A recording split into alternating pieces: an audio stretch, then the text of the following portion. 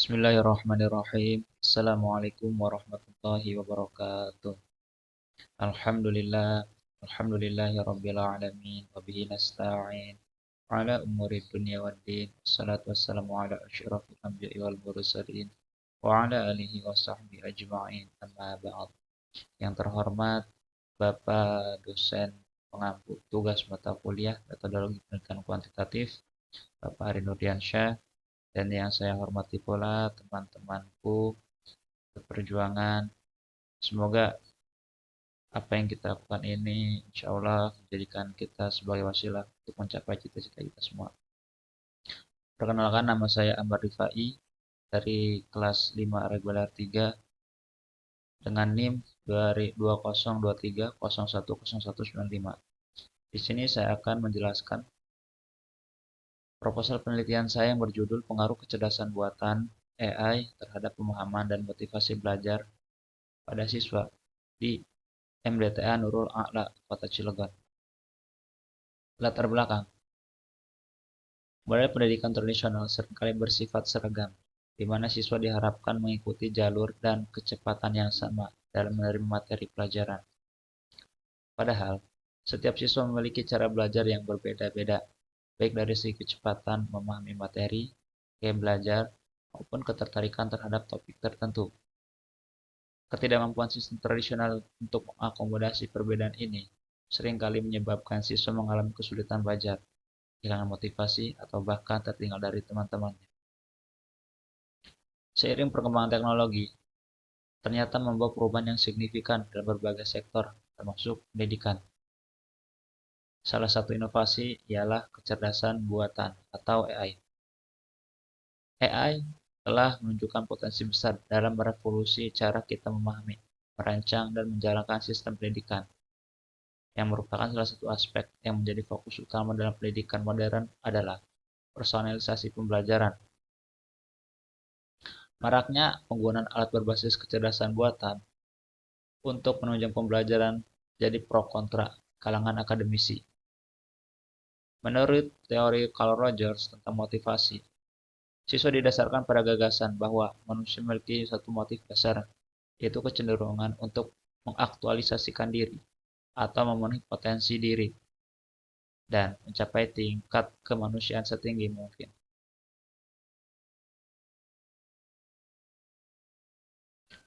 Berdasarkan uraian di atas, penelitian ini diharapkan untuk menguji dan meneliti pengaruh kecerdasan buatan AI terhadap pemahaman dan motivasi belajar siswa di Madrasah Diniyah Takmiliyah Awaliyah Nurul A'la. Diharapkan, hasil penelitian ini dapat memberikan rekomendasi yang praktis bagi sekolah untuk memperkuat program dan penggunaan kecerdasan buatan yang terencana dan berkelanjutan. Dengan demikian, proses pembelajaran tidak hanya terpaut pada metode pengajaran lama, akan tetapi juga dibarengi dengan pemanfaatan teknologi dalam proses pembelajarannya. Rumusan masalah. Rumusan masalah di sini ada 3 poin. Yang pertama, apakah terdapat pengaruh kecerdasan buatan terhadap pemahaman siswa? Kemudian, bagaimana kecerdasan buatan dapat meningkatkan motivasi belajar siswa? Dan poin yang ketiga, sejauh mana penggunaan kecerdasan buatan dapat mendukung atau menghambat kemandirian belajar siswa? Poin C, variabel penelitian. Dalam penelitian ini, terdapat satu variabel bebas dan dua variabel terikat, yang dilambangkan variabel bebas dengan X, kemudian variabel terikat dengan Y. Variabel bebas atau X, kecerdasan buatan. Ini mencakup penggunaan, keefektifan, dan respon timbal balik dari siswa melalui metode pengajaran dengan menggunakan kecerdasan buatan. Kemudian, variabel terikatnya di sini ada dua, yaitu pemahaman siswa Y1, mencakup seperti tingkat pemahaman, daya berpikir siswa, inisiatif, dan kemampuan menganalisis. Kemudian yang Y2-nya ialah motivasi belajar, mencakup seperti kemandirian, harapan, minat, ketekunan, dan dorongan untuk terus mencari ilmu. Model hubungan penelitian ini ialah X, Y1, dan X, Y2. Poin D, hipotesis. Hipotesis nol, dan hipotesis alternatif. Hipotesis 01. Tidak terdapat pengaruh signifikan penggunaan kecerdasan buatan terhadap peningkatan pemahaman siswa. Kemudian, hipotesis A1. Terdapat pengaruh signifikan penggunaan kecerdasan buatan terhadap peningkatan pemahaman siswa. Kemudian, hipotesis 02. Tidak terdapat pengaruh signifikan penggunaan kecerdasan buatan terhadap motivasi belajar siswa. Kemudian, hipotesis alternatif 2-nya. Terdapat pengaruh signifikan penggunaan kecerdasan buatan terhadap motivasi belajar siswa di MDTN Nurul A'la. Populasi. Populasi penelitian ini adalah seluruh siswa kelas 1, 2, 3, dan 4 di Madrasah Diniyah Takmilah Awaliyah Nurul A'la pada tahun ajaran 2025-2026 yang berjumlah 30 orang. Poin F. Sampel. Sampel penelitian ini adalah bagian dari populasi yang dipilih untuk dijadikan responden dalam penelitian. Dalam penelitian ini, populasi berjumlah 30 siswa dari kelas 1, 2, 3, dan 4 di MDT Nurul A'la tahun pelajaran 2025-2026. Poin G. Teknik sampling. Berikut alur pengambilan samplingnya. Yang pertama, populasi dibagi ke dalam strata berdasarkan tingkatan kelas. Lalu, dari setiap kelas, siswa diambil secara acak sejumlah proporsi yang sesuai. Kemudian sampel diambil sedemikian rupa agar representatif menyeluruh agar tidak terjadi ketimpangan data. Dengan demikian, sampel mencerminkan variasi tingkatan kelas dan mengurangi kesalahan data. Jenis data. Data kuantitatif adalah skor atau nilai yang diperoleh dari angket atau kuesioner mengenai variabel penggunaan kecerdasan buatan AI yang dilambangkan dengan X. Kemudian, pemahaman siswa dengan lambang Y1 dan motivasi belajar dengan lambang Y2. Analisis statistik akan digunakan. Kemudian, poin I, metode pengumpulan data. Merupakan langkah penting dalam penelitian untuk memperoleh informasi yang akurat dan relevan sesuai tujuan penelitian. Adapun metode pengumpulan data yang dilakukan adalah sebagai berikut. Yang pertama ialah tes. Digunakan untuk mengetahui motivasi belajar siswa atau variabel Y2 sebelum dan sesudah penggunaan kecerdasan buatan. Pretest ialah tes awal diberikan sebelum program dilaksanakan untuk mengetahui tingkat motivasi belajar siswa pada kondisi awal. Bentuknya berupa tes objektif pilihan ganda sebanyak 10 soal. Kemudian post-testnya, tes setelah perlakuan diberikan untuk melihat hal-hal yang dapat meningkatkan motivasi belajar siswa. Bentuk dan tingkat kesulitan soal setara dengan pretest untuk menjaga validitas perbandingan. Poin yang kedua ialah angket atau kuesioner. Digunakan untuk mengukur tingkat pemahaman siswa, variabel Y1. Instrumen ini berupa daftar pernyataan yang harus diisi siswa berdasarkan kondisi diri mereka. Bentuk angket. Di sini peneliti menggunakan skala Likert dengan pilihan 1 sama dengan sangat tidak setuju, 2 tidak setuju, 3 ragu-ragu, 4 setuju, dan 5 sangat setuju. Terdiri dari 10 pernyataan yang mencakup indikator, definisi kecerdasan buatan, contoh kecerdasan buatan, memahami penggunaan AI yang digunakan di sekolah, motivasi terhadap pembelajaran AI, dan efektivitas pembelajaran melalui AI. Kemudian, pretest angket dilakukan sebelum pembelajaran menggunakan kecerdasan buatan. Lalu, post-test angketnya diberikan setelah program pembelajaran untuk mengukur perubahan tingkat pemahaman siswa. Poin yang ketiga ialah observasi. Merupakan metode yang digunakan untuk melihat amati langsung dalam kegiatan siswa. Aspek yang diamati, keaktifan siswa saat pembelajaran, partisipasi siswa, kelancaran, dan antusias terhadap praktik pembelajaran. Poin yang keempat, dokumentasi. digunakan sebagai data pendukung untuk memperkuat temuan penelitian. Jenis dokumennya berupa foto, jadwal, dan buku absen saat siswa dalam kegiatan berlangsung. Poin J, instrumen penelitian. Instrumen penelitian adalah alat yang digunakan untuk mengumpulkan data sehingga variabel penelitian dapat diukur secara valid dan reliabel.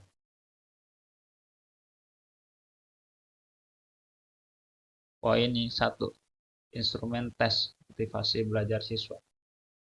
Digunakan untuk mengukur dan mengetahui tingkat motivasi belajar siswa sebelum dan sesudah penerapan kecerdasan buatan. Ada beberapa bagiannya. Yang pertama, bentuk tesnya berupa tes objektif model pilihan ganda. Jumlah butir soalnya 10 dan setiap jawaban memiliki 4 pilihan jawaban, yaitu A, B, C, dan D. Kemudian kisi-kisi instrumen tesnya. Motivasi belajar. Indikatornya minat belajar. Nomor soalnya 1 dan 2. Contoh butir soal.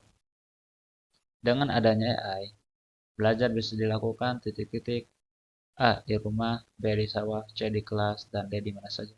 Kunci jawaban yang sesuai ialah D di mana saja. Contoh pernyataan butir soal.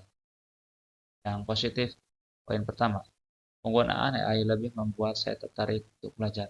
Sedangkan pernyataan negatifnya ialah saya malas belajar karena ada AI. Instrumen pemahaman siswa, variabel Y1. Berupa bentuk tes objektif model pilihan ganda, kemudian kisi-kisi instrumen tes, pemahaman siswa, indikatornya pemahaman konsep, nomor soalnya 1 dan 2. Poin ketiga, instrumen lembar observasi. Digunakan sebagai data pendukung untuk melihat keefektifan siswa setelah proses berlangsung. Skala penilaiannya ada 4. Yang satu, keterangannya tidak pernah terlihat. Kedua, kadang-kadang. Yang tiga, sering. Yang keempat, selalu. F. Aspek yang diamati. Pertama, keaktifan menyimak saat kegiatan pembelajaran. Dan sampai yang terakhir, kerap dan mencatat hasil pembelajaran. Contoh format observasinya, contoh nomor 1. Aspek yang diamati. Siswa aktif memperhatikan saat kegiatan berlangsung. Di sini kami centang 3. Yang artinya antusiasme dalam diskusi dan bertanya. Poin K. Uji validitas dan reliabilitas instrumen. Instrumen penelitian harus memenuhi 2 syarat utama, yaitu valid dan reliable. Valid berarti benar-benar mengukur apa yang seharusnya diukur. Sedangkan instrumen yang reliable berarti menghasilkan data yang konsisten dan stabil. Artinya datanya tidak berubah. Poin 1. Uji validitas instrumen.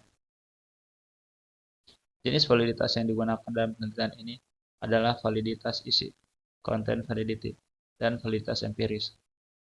1. Validitas isi.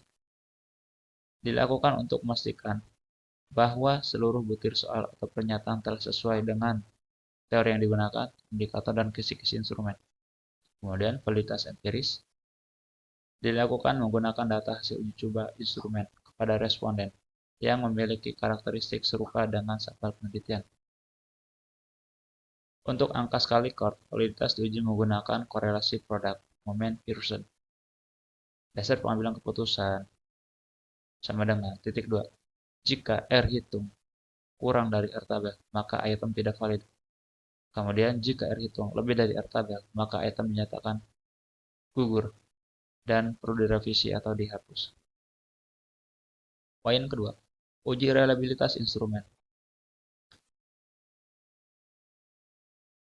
Adalah tingkat konsistensi instrumen dalam mengukur suatu variabel. Dikatakan reliable apabila menghasilkan data yang sama ketika digunakan dalam kondisi yang relatif sama. Metode reliabilitas yang digunakan. Yang pertama, angket motivasi belajar. Instrumen angket menggunakan skala Korf sehingga reliabilitas diuji menggunakan Cronbach alpha. Keterangannya ialah A. Lebih dari 0,70 kategorinya tinggi. Dan yang terakhir, kurang dari 0,60 berarti tidak reliable. Poin kedua, reliabilitas tes pemahaman siswa.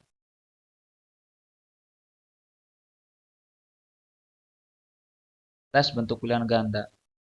Titik 2. Harus bersifat dikotomi. Benar sama dengan 1, salah sama dengan 0. Jumlah soal lebih dari 2.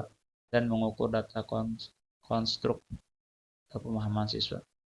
Dasar pengambilan keputusannya yang di atas tadi, yang nilai reliabilitas antara R kurang dan R lebih dari. Poin ketiga, prosedur pelaksanaan uji validitas reliabilitas. Secara umum, langkah pengujiannya adalah mulai dari awal, menyusun kisi-kisi instrumen berdasarkan indikator setiap variabel sampai mengumpulkan instrumen final untuk pengumpulan data penelitian. Poin I, analisis data penelitian. Di sini menggunakan one group pretest post-test design. Maka analisis difokuskan pada perbandingan skor sebelum dan sesudah perlakuan untuk kedua variabel. Analisis data yang pertama ialah deskriptif, digunakan untuk menggambarkan data awal dan hasil setelah perlakuan, seperti mean atau rata-rata, median dan modus, dan sebagainya. Kemudian statistik inferensial, digunakan untuk menarik kesimpulan, mengeneralisasikan atau mengambil keputusan mengenai suatu populasi berdasarkan data sampel. Pada penelitian eksperimen, pretest dan post-test satu kelompok, statistik inferensial digunakan untuk menguji apakah terdapat perbedaan signifikan antara nilai pretest dan post-test, kemudian menilai efektivitas program atau perlakuan treatment. Kemudian, prosedur statistik inferensial yang pertama ialah uji normalitas. Dilakukan untuk mengetahui apakah data pretest dan post-test berasal dari distribusi yang normal. Metode uji normalitas pertama, uji Shapiro-Wilk cocok untuk sampel kecil di bawah 50 siswa. Data dianggap normal jika siku lebih dari 0,05 dan proses pemahaman siswa. Poin kedua, analisis gain score atau NGAN. Rumusnya NGAN sama dengan post-test dikurangi pretest dibagi skor maksimal dikurangi pretest. Contoh NGAN-nya ialah di sini interpretasi NGAN-nya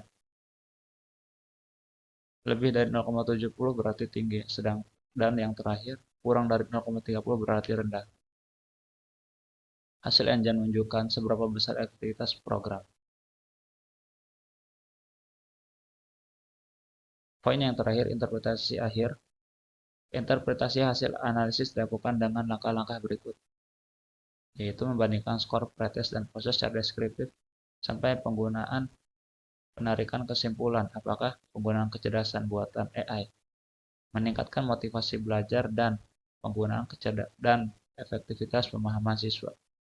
Jika hasil analisis menunjukkan peningkatan dan nilai, signifikansi kurang dari 0,05 berarti penggunaan kecerdasan buatan AI terbukti efektif dan sesuai hipotesis alternatif atau A1. Demikian pemaparan materi dari saya. Kurang lebihnya saya aturkan mohon maaf. Wabillahi taufiq wal hidayah. Wassalamualaikum warahmatullahi wabarakatuh.